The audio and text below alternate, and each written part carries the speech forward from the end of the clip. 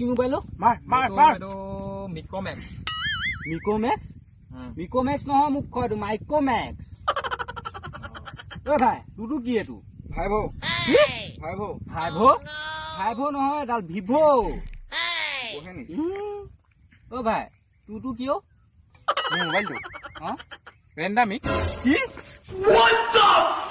যেতিয়া বিদেশৰ মানুহে ভিডিঅ' কল কৰে hello' bro how are U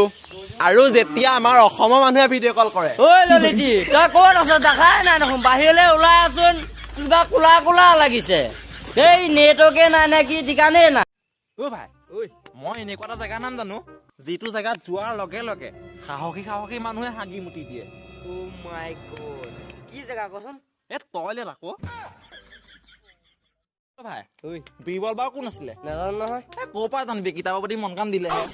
তই জাননে ধন্তি দেবেন ল'ৰাকণ কোন নাজানো নহয় ক'ৰ পৰা জানিবি ভনীয়ৰ প্ৰতি চকু কাণ দিলেহে